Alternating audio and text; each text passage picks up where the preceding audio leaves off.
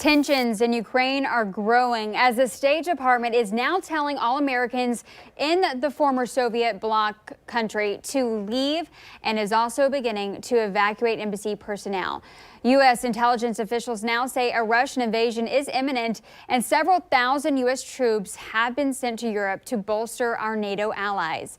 Joining us now this morning to talk more about what their mission is retired Major General Douglas Burnett, who is also the former Adjutant General for the Florida National Guard and the nation's second longest serving Air Force officer.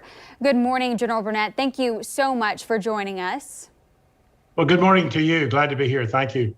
Can you just tell us what is the role of those troops?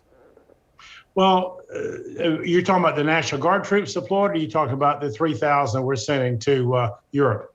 Let's talk about both.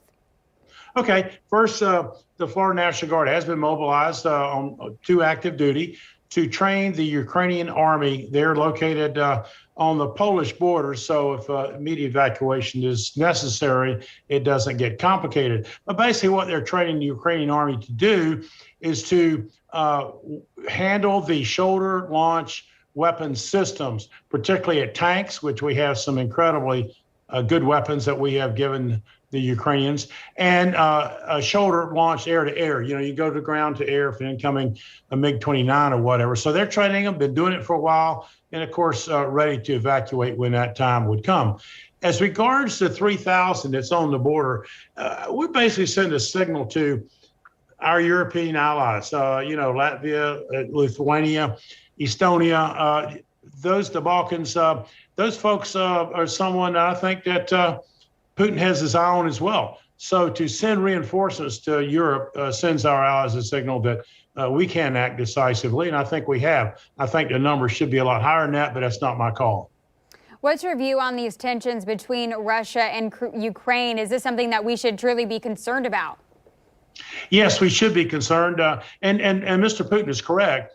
He can launch at any time. However, he's talking about a very short-term conflict, because what you don't see in these intelligence photos, and I'm not an intelligence expert, you don't see what's called combat service support. There's some, but they need a big tail to ratio to the combat arms folks, like you see the tanks there, armored personnel carriers. So if he's planning on a 2-3 week war, he needs more combat service support. That would be ambulances, it'd be field kitchens, it would be big trucks carrying tactical operations centers, tentage and tentage for the soldiers to stay in. So he's ready. Do I think he's going to do it? No, not during the Olympics. Can he do it afterward? Yes. Remember, Mr. Putin is a former KGB operative, a very senior leader in the KGB. So you judge what he'll do by what he did then. That means mass on the objective. That's why there's 120,000 troops on the border. And we have to be very careful, because he's not going to back down without something.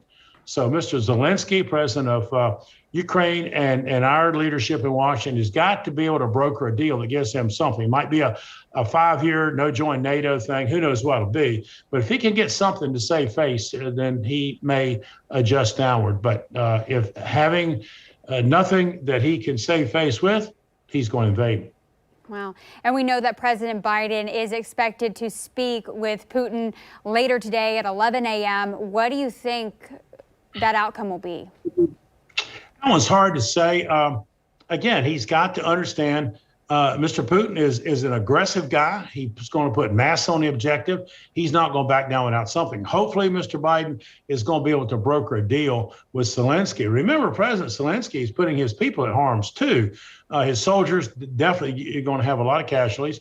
He's going to have civilian casualties, and he's going to have infrastructure destroyed. So lots at stake here. I think there's a way out if we get smart and give Mr. Putin something. It might be interim, but not all of what he wants. That is all great information. Is there anything else you'd like to add from your perspective just about the troops and the tensions between Ukraine and Russia?